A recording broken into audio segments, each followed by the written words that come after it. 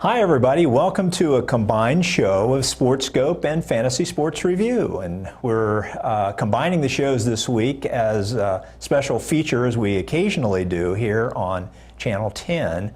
So you'll be able to see an extra replay of the show. The Fantasy Sports Review show is on 11:30 on Thursday evening, and then it also repeats on Saturday afternoon at 1:30. And SportsScope is normally seen the second and fourth week of each month on Friday evening at 8:30, and then repeats also on Sunday evening at 7:30. So a nice opportunity to see, again, extra features of this show as SportsScope and Fantasy Sports Review. And now I have a very special guest to welcome to our combined show. You will recognize her immediately. Natalie Gerson, welcome. Thank you very much, Steve. Nice to see you. Natalie is normally on Fantasy Sports Review, but we've enticed her to come in and co-host on our combined show this week. So you pulled me over, and I'm glad to be here. Yeah, thank you for doing so. Absolutely. And we have exciting sports to talk about, but I want to start off the show by congratulating you because you correctly selected the Los Angeles Kings to win the Stanley Cup Finals in 6 games. I did. Natalie, my goodness, congratulations. Wow. One of my first and only good picks that I've been able to make, so I was happy about that. Really well done, my gosh. You know, the first couple of games in the finals were overtime games. They were. You know, so close. It was a good series. I think a lot of people were very surprised to see LA go ahead and win a Stanley Cup period. So I think it was excited for a lot of people. But yeah, congratulations to them, and congrats to me for picking them in 6. Yeah, so way to go. Thank Gosh, you. Congratulations.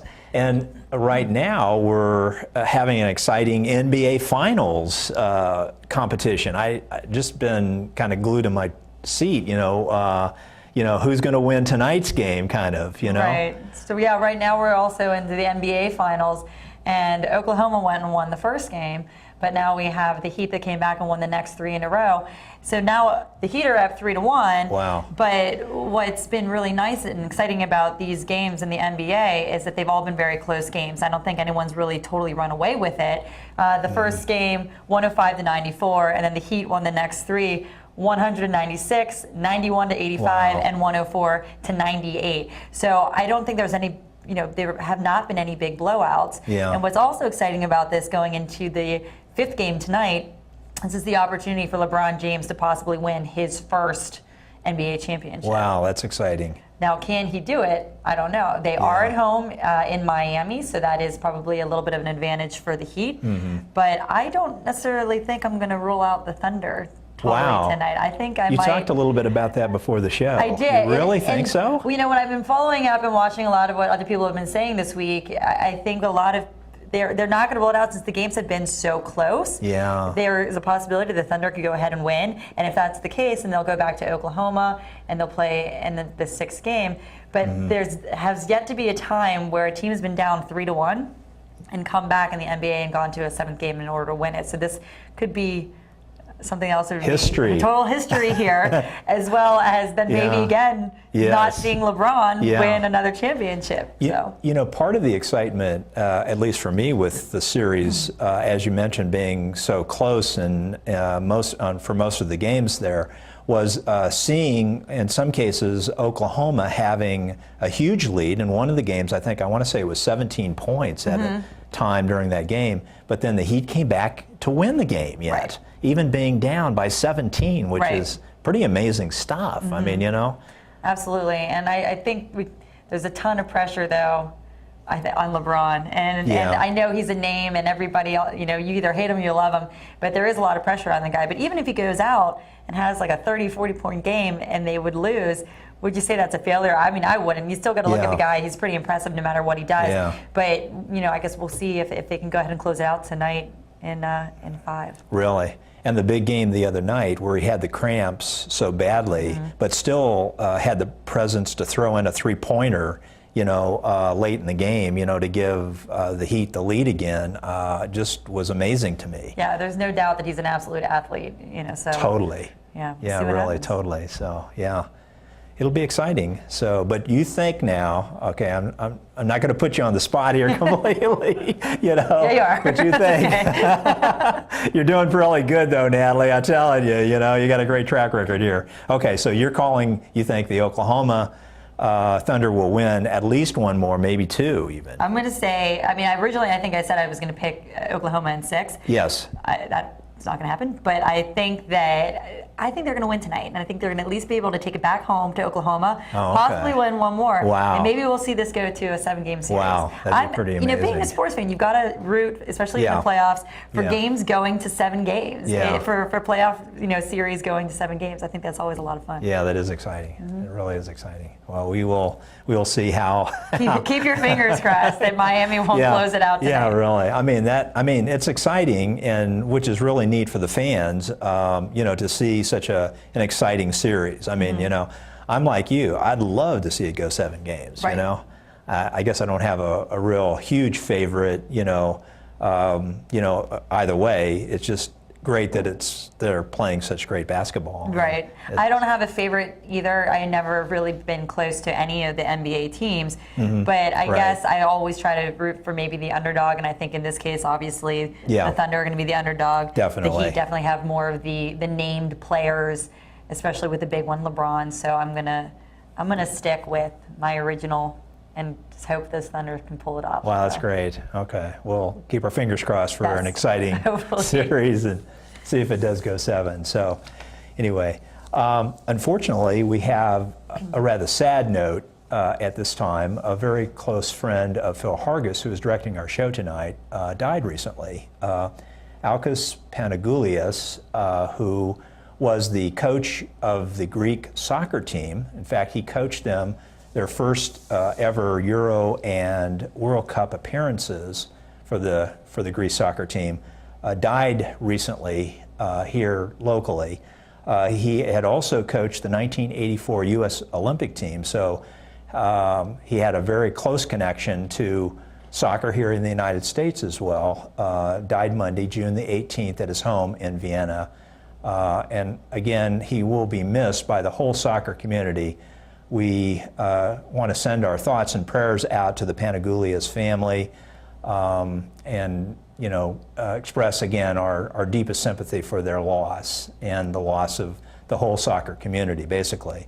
The interesting sideline to that is that the Greece soccer team will be playing in the Euro Cup, and it's, as we're taping the show on Friday, we're taping on Thursday, we'll be playing on Friday. So they have done extremely well, and a sad note, but again, a real tribute, that he was one of the people starting that soccer program in Greece. Right. So, the Greek, as you said, have been doing much better than I think most people thought they were going to do. Really? So we're already out of the first round of the Euro Cup 2012 that's been going on right now, and they have moved on into the quarterfinals. And so that will be tomorrow's game against Germany for them. The quarterfinals started today. Wow. So that was today versus, it was Portugal versus the Czech. So in the Euro 2012, there's 4 different divisions, Group A, B, C, and D. Okay. And so we had the Czech Republic, Greece, Russia, and Poland in A, and the Czech and Greece have moved on. Wow. So that one, they're already on. Group B, Germany, Portugal, Denmark, and the Netherlands. Now this was an interesting one because that was, I think, the most favored of all of the groups as far as who had the most powerhouses. Now I think a lot of people also would think that the Dutch would have moved on, and they didn't. They actually ended up leaving with 0 points throughout the whole entire first round. So moving on from Group B, we ended up having Germany and Portugal. Now, huge teams, huge guys on both of those teams. Germany is probably still going to be favored throughout the entire tournament. You can't rule out Portugal, especially after they went and won today, and I'll talk about that in a second. Group C, Spain, Italy, Croatia, and Ireland. I think the 2 teams from there that everyone thought was going to move on happened. So we had Spain and Italy going ahead and moving on into the quarterfinals for that group. And then in Group D, we had England, France, Ukraine, and Sweden. And this was an interesting pairing because we had one of the biggest guys from England being out with Rooney, who was penalized for 2 games. So he missed the first 2 games throughout the 3-game round 1.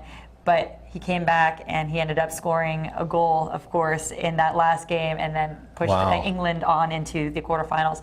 So today, Portugal versus Czech. So started round one, or I'm sorry, started the quarterfinal round, and Portugal went and won 1-0. Wow. And what was really neat about this is, Portugal pretty much dominated most of the game. When at the 85th minute, Portugal was up 19 shots to just 2 shots for the Czech. Whoa. So when you have that, and going on, it's just a matter of time until Portugal's going to go ahead and get one in. But what is kind of funny to mention about that, who went and scored the goal was Ronaldo. So most people know the name Ronaldo. He's like the guy everyone loves to hate because he's good looking, but he is just so good at soccer.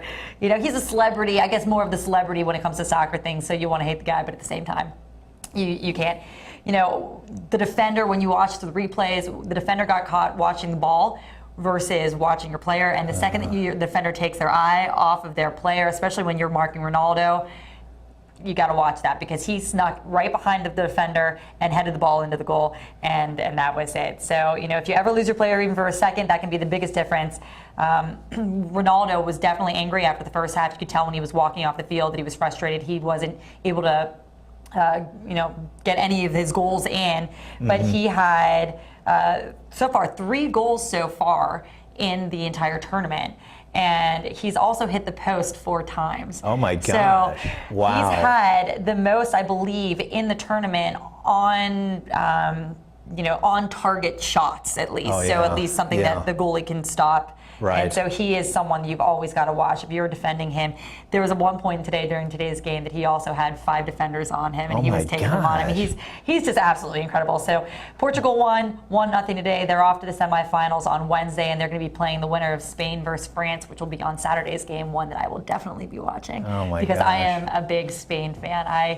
I think Rob and I have talked on our last show. I said I'm going to go ahead and pick Spain, even though Germany is favored to win. But Germany, we'll see how they do. They play tomorrow against Greece. I think what's going to happen is Germany's going to come off with just ridiculously high pressure the entire time. And what Greece is going to do, since they are not one of the most favored teams in this, they're just going to sit back and I think majority of the time just defend. They're just going to let Germany make the first move, and Greece is just going to react. And I think that's going to be the smartest thing that they're going to have to do in order to stop the Germans. You've got players like Gomez on there, and you have to watch him. He's already got 3 goals for Germany this tournament. So, again, I think, we'll see what happens tomorrow. Good luck to the Greece. But I don't want to totally rule them out. You never know what's happening in soccer. I mean, 1 goal, that's it. Right. But I think Germany's pretty much got this one locked up. Wow. I mean, that's what the majority of the people in the world would say right now, too. Yeah. Saturday is going to go on with Spain and France. They're the 2 teams that moved on from their group. Spain is definitely favored to win this one. But, you can't rule out France. I think most were thinking, though, that it's going to be Spain versus Portugal on Wednesday. Spain has 2 guys that have both scored 2 goals each, one of them being Fernando Torres, who is one of my favorites. He did not have a really good showing in the last game that he played, though he ended up getting subbed out. But you also have Silva on the Spain team that's already had 3 assists. So, you get Silva, who's going to pretty much assist to anyone who's up top, and you got to watch him. Wow. So we'll see if France is able to pull that one off with Spain. Again, some of the commentators were rolling them out today too, but I think everyone's just going off of what the favors are. And then England versus Italy on Sunday's game to round out the end of the quarterfinals for the UEFA 2012. And now the Rooney's back in the lineup. It's just crazy to see how much one guy can go ahead and make a difference. That the last game that England played going into the quarterfinals, nothing was going on, and then all of a sudden Rooney's in there. I think he scored. I don't want to guess, but I'm thinking it was like 49th minute. But that was it. That was the 1 goal that England had, and then England went on and moved on to the quarters. And then you also have Gerrard for England, who's had 3 assists. So you get those 2 paired up together, and it's just going to be a nasty little pairing there. So. Wow. That's kind of the roundup for the UEFA 2012 so far going into the quarterfinals. We'll see what happens over the next 4 days. And now the winner of Spain versus France will play the winner of England No, the winner No? of Spain versus France is going to go ahead and play Portugal that Oh, okay. played today, and Oh, that's going to okay. be on I see. Wednesday. Okay. And then the other semifinals will be next Thursday. And so that's the Germany and France. Germany versus France, Greece, and England versus Italy. Okay, I see. Okay. And then the winners of those will meet. we'll meet. Okay.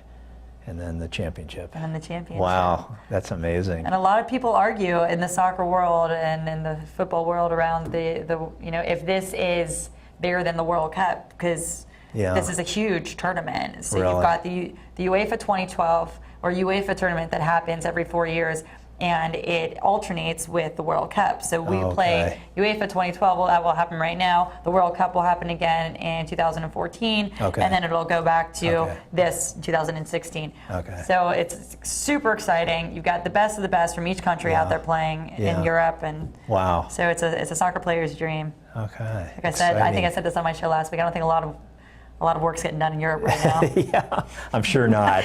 Because for any soccer player here in the U.S., a lot of work's not getting done after about 2:30 on every day either. So yeah, exciting. it is. Wow, It's been very really exciting. good games, great finishes, great goals, really exciting stuff. So We'll see whether Germany or Spain pulls it out. And I'm keeping my fingers crossed for my Spanish guys to be able to pull this one off still. All right. I know Rob wouldn't pick Germany last time. Okay. I think most people are picking Germany. Okay. I'm going to stick with Spain. Okay. All right. Will be exciting to see. Thank you. You're batting 1,000, Natalie. I wouldn't bet against you. I don't know about that.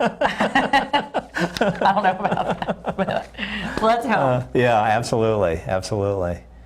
All right. Well, we want to take a minute to thank our sponsor, basically, of SportScope principally, but since today is a Fantasy and SportScope show, we'll still take the opportunity to thank Don Beyer Volvo for sponsoring our show. And again, if you haven't had a chance to go out and visit Don Beyer, you should do so. He's definitely a winner, and we have been talking about winners in soccer, but Don Beyer is definitely a winner when it comes to Volvo dealerships. And so let's take a minute and see what Don Beyer has to say.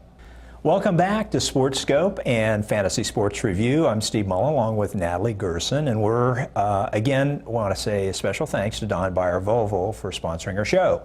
And if you haven't had a chance to get out and visit Don Beyer, their principal location is at 1231 West Broad Street in Falls Church, but they also have locations in Alexandria at 7416 Richmond Highway. They're also at Dulles, 21830 Pacific Boulevard there. And they also have a dealership in Winchester. So if you haven't had a chance to get out, please do so, and be sure to tell them that you heard all about their wonderful dealership here on SportScope and Fantasy Sports Review. So again, thanks to Don Beyer Volvo and Don Beyer Kia for sponsoring our show. And now we have an opportunity to talk about baseball. Hey! I know it's not your favorite subject, Natalie, but we can't really... Too many games, I can't follow it the whole time. Especially when Euro soccer's on. Yeah, no, I understand. And I know you're a big soccer fan and coached soccer, played soccer. I mean, you know, I understand. That's right, we can talk baseball. Yeah, thank you. To the best of my ability, which means I will probably let you talk baseball and give my opinions if they even matter. Well, the good news is that the Washington Nationals are still winning, although they've been on a bit of a slump here recently. Had lost a series, I think maybe the first that they've lost in quite a while, to the New York Yankees, who were in town to play the Nationals. And unfortunately, the Nationals, although playing exceptionally good baseball, just weren't able to win even one of the games, and the Yankees swept the Nationals. But, you know, even with those losses, they're still, you know, the top team, as we tape the show at least, in the National League East Division. And, you know, it's one of the tougher, you know, divisions. You've got the New York Mets, the Atlanta Braves, you know, Miami and Philadelphia, you know, in that division. So it really is a tough division. And, you know, for baseball at least, you know, with July on the horizon where they'll be taking their All-Star break, you know, to have the Nationals in contention, you know, and leading the division at this time of the year is fantastic. I mean, you know, just exciting for all the local baseball fans. A few other surprises, and as we look across the league, I'm not sure anyone really thought the Cincinnati Reds would be leading in the Central Division of the National League. Pittsburgh followed by. Even more importantly, look who's number 2 over there. Pittsburgh being above 500. Really, that's a surprise. Go get 'em, Buccos. Yeah, there you really. go. Well, I know you're from Pittsburgh and a big fan, of course. Surprising though, nonetheless. I mean, you kind of look at that division and you think of the St. Louis Cardinals, you think of Houston Astros. Absolutely, you don't necessarily think of Cincinnati and Pittsburgh. No way. To not be at the top. for baseball. No. Really, yeah. Well, good on them. So far, so good. In the West, it's still Los Angeles. The Dodgers are still pacing the National League, as a matter of fact, with the best record in the National League right now, ahead of the Giants by 4.5 games as we tape the show here, followed by Arizona, Colorado, and San Diego. In the American League, the New York Yankees have played exceptionally well. In fact, when they won the 3 games against the Nationals, at that point they had an 8-game winning streak going and have continued to win even after they finished the National Series, are ahead of the Baltimore Orioles. And for local fans here, people are very pleased to see the Orioles doing as well as they are this year. Right. Because routinely that's a tough division in the American League.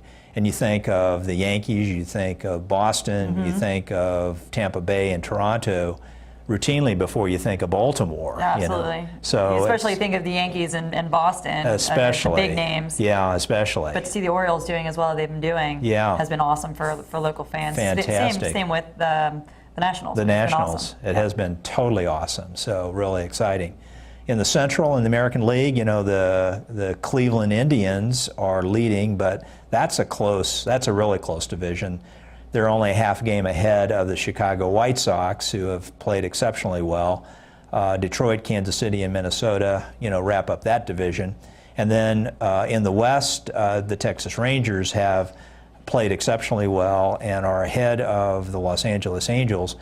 And I think, people kind of expected maybe with Albert Pujols, going over to the Angels, that they would be the team to beat in that division. Right now, Texas is playing exceptionally good baseball, and they're ahead. Oakland and Seattle bring up the rest of the division. So a lot of exciting baseball. And, this time of the year, as we're heading into the latter part of June, a lot of excitement because the All-Star break is coming up here in July.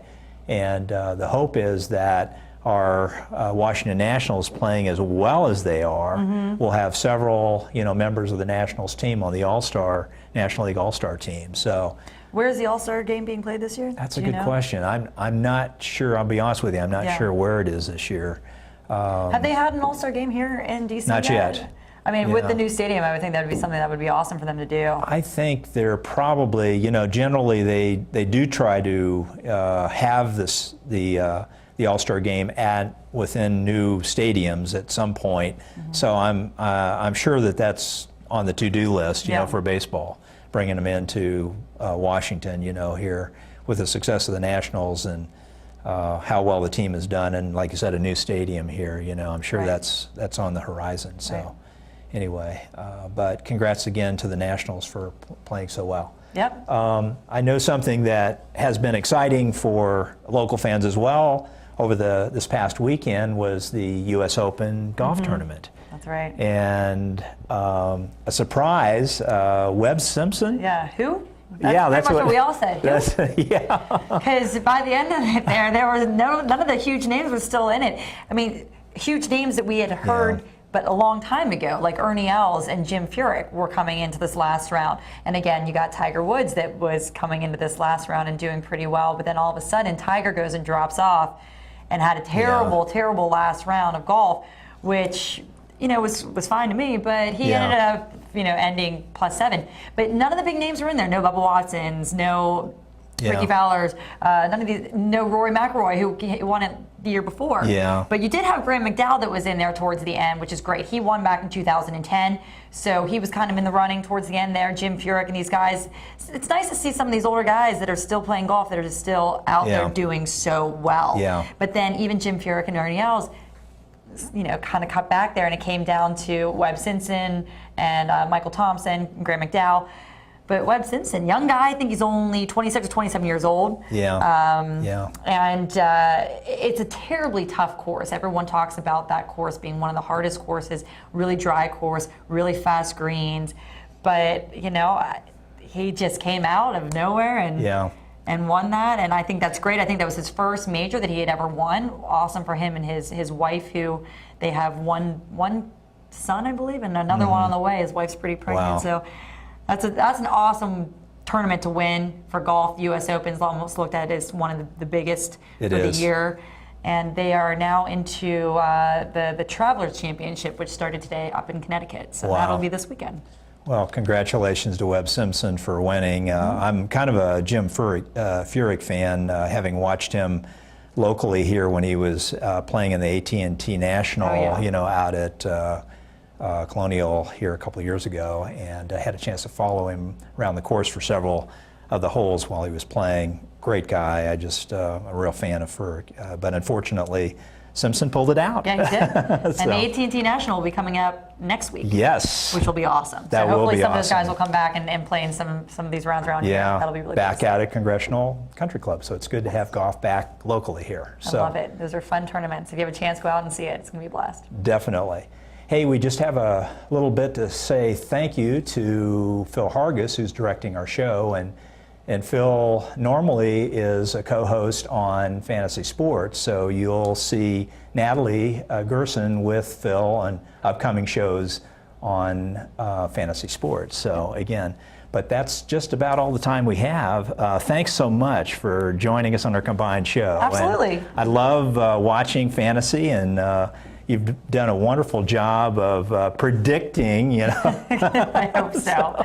So we'll have to tune in and see how well you do in the upcoming sports. But thank you again for being on our combined show. Absolutely. Here. Thanks for having me. And thank you for watching, and a friendly reminder that we need to get going. So Phil's giving me the sign. Anyway, for now.